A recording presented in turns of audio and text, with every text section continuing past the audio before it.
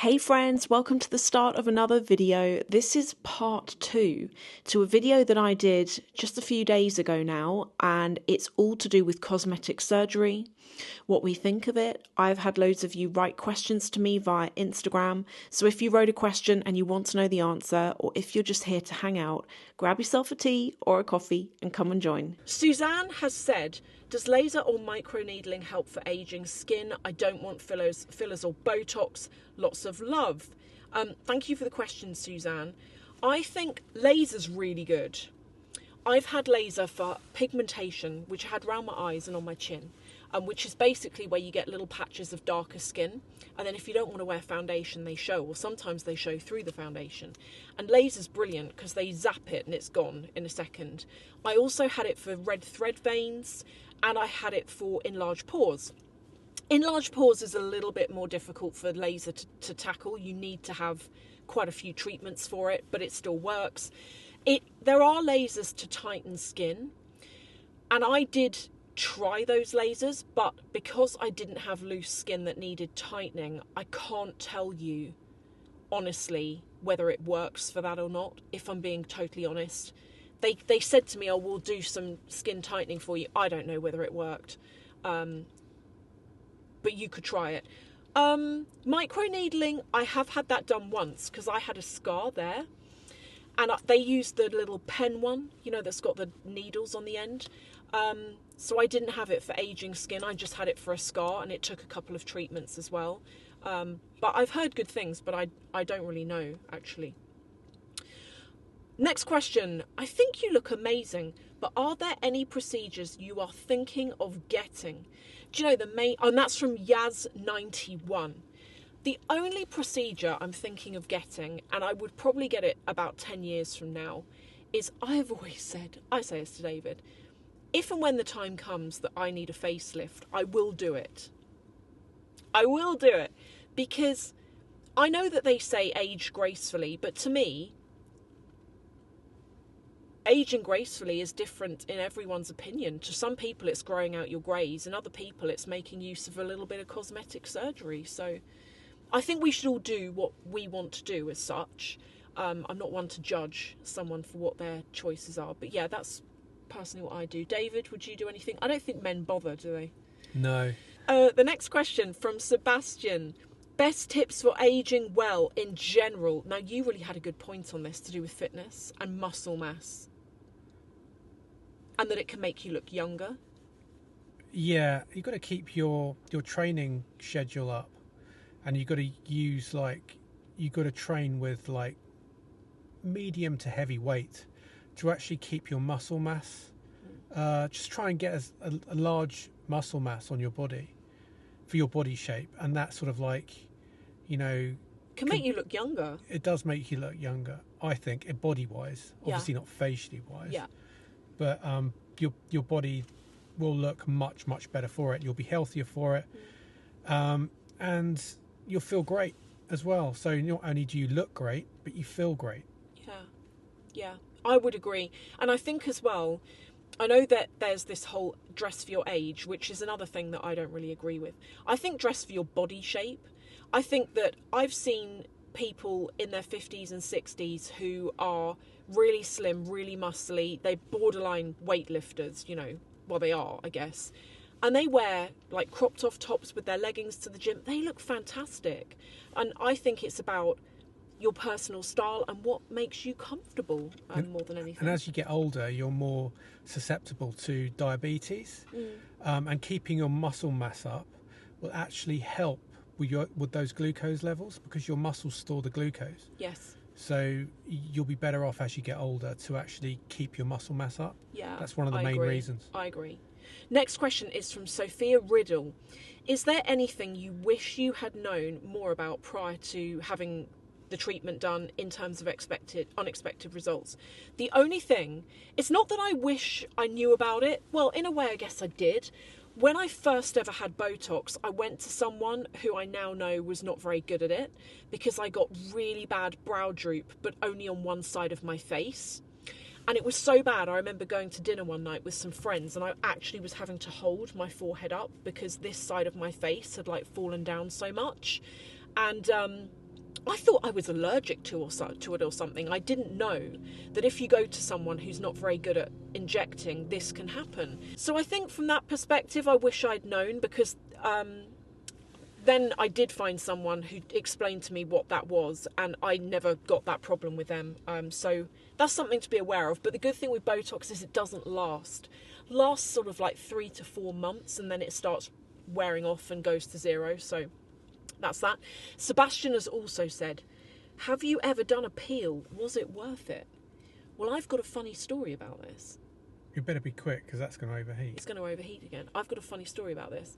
I went for a peel last year, but I didn't get the peel because they wouldn't do it on me. So I went there for enlarged pores and oily skin, and I'd read that a peel can deal with both. So I get to this clinic, and I saw this lady, and she looked at my skin, and she put my skin in this special camera that like looked at whatever, pigmentation and stuff. And then at the end she said, you can have the peel, but before you have the peel, you have to use all of these products for 1 to 2 months and then come back to us for the peel. And guys, she pulled out product after product, and the total bill was like over £1,000. And it was stuff that shouldn't have been expensive. It was like SPF. Sounds like a sham to me. It really was. It was SPF, it was hyaluronic serum, it was salicylic acid face wash, tretinoin, which I never wanted to use, and I told her that. I was like, I don't really want to go there just yet. They were trying to shill you. It was a shill. Yeah. I didn't buy any of it. I walked out. Good. But... Did you get a pill elsewhere? No, I didn't bother after that. But it made me think, this again is another way that some clinics try and get more money out of you, is they will say to you, oh, you have to have this before you can have that. And I wasn't impressed by that. Do you know something? I reckon the aftercare creams would have been 1,000 as well. Probably after you'd had the pill, they would have. Gosh, you probably would they have would been. have pulled out a load more creams for you to use. Probably. Or she'd have said I had to keep going with those creams, which meant I had to keep going back to her to buy them. Could be. Chichio Blue has said, not a question, but you are my favourite YouTuber. You're always honest and authentic. Oh, thank you so much. I love you. I love your cat as well. You've got a really nice cat with big blue eyes. Sebastian has said, best time to start Botox. I have dehydration lines on my forehead. I'm almost 22. That's young. It's very young.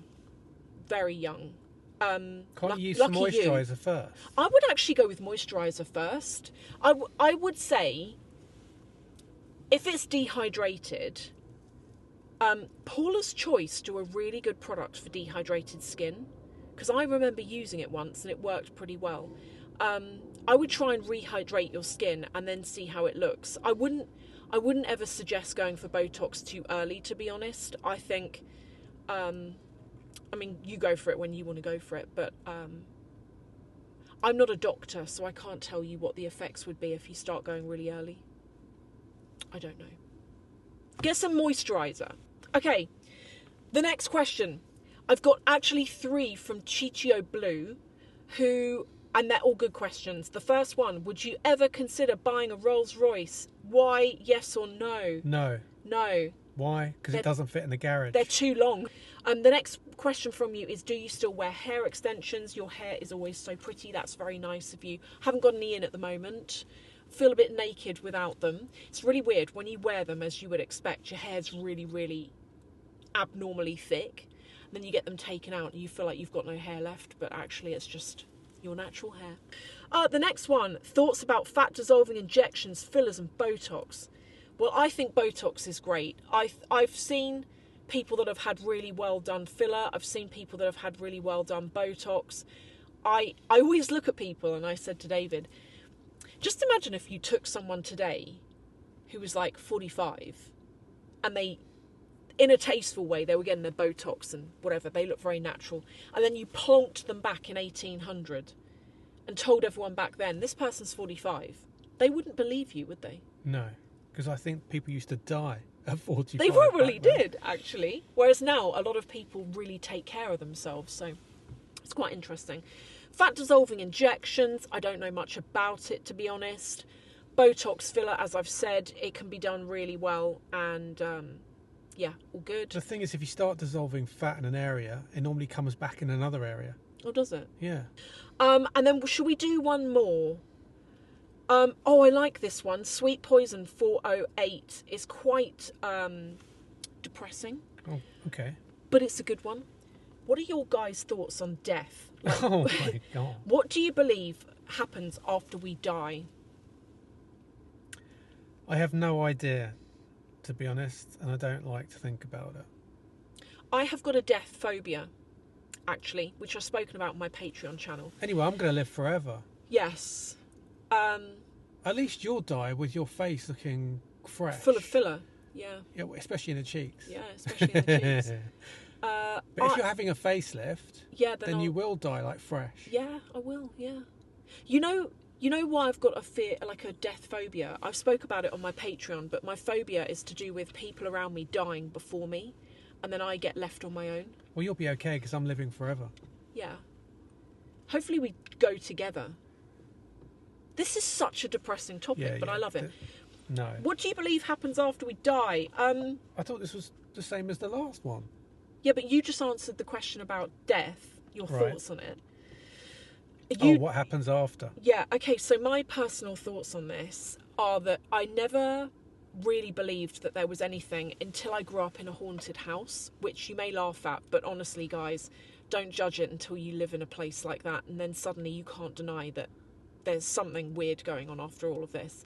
And actually, in a way, it gave me a comfort, because I thought, there obviously is something after this, which is quite comforting to know. How do you know you're not already dead and this is death. Hell? This is death. Yeah, it could be. It could be. London at the moment's hell. Yeah. And then one last question. I know that I said that was going to be the last question, but one more is from Angels in Bloom, who said, "What's this new channel? You're on it. You are watching it. This is the new channel, and the new channel is about non-luxury life kind of stuff, a little bit of food here and there. So if that sounds like the kind of thing you're interested in, if you want to break from luxury, subscribe and come and join us for more of these types of videos." But there's another one I want to answer. McLean Carolina, can you teach us how to monetize content on social media? Sending love to you. You basically, there's a few ways I don't know how to do it on Instagram. Can you even monetize content on Instagram? I've never done it. Don't know. I don't know a lot about this because I don't really do Instagram. But I know that on YouTube, if you sign up to AdSense, you can enable ads on your videos, and that can be quite helpful because YouTube's so expensive. It's like, do you know what? August, my camera broke. I had to order a new one. £749, and I still don't have it, and there's a 2-month waiting list for it, but it's the case everywhere. Like, you can't get it anywhere. And do you know what? You're lucky if you earn that on YouTube. So YouTube's an expensive game, it really is, but yeah, you can do that way. And also, it gets quite good because sometimes when you get bigger, brands will contact you and say, "Oh, do you like our product? What do you think of it? Do you want to do a video for us?" Sometimes they'll just give you it, sometimes they'll pay you. So it just depends really on many factors, but they're the two things I would say. I don't know anything about TikTok. Don't really know that much about Instagram. There is another way of monetizing content. So if you're good at writing, you can like write a children's book or a novel or whatever it is, and you can upload it to Lulu, and then they will actually give you a cut for all books sold on Lulu for your book sold. It's quite a good idea. So you can actually write your own novel, or whatever it may be, upload it to Lulu and monetize that way. You can use social media to push that. That's a good idea. Yeah. That's a really good idea. Or Etsy, even, if you make stuff. Put it on Etsy. Anyway, I think we're going to call that an end here. Thank you so much for watching. If you missed part 1, I'm going to link to it below. So go and check out part 1 if you missed that. Thank you, and we will see you in the next video. See you later.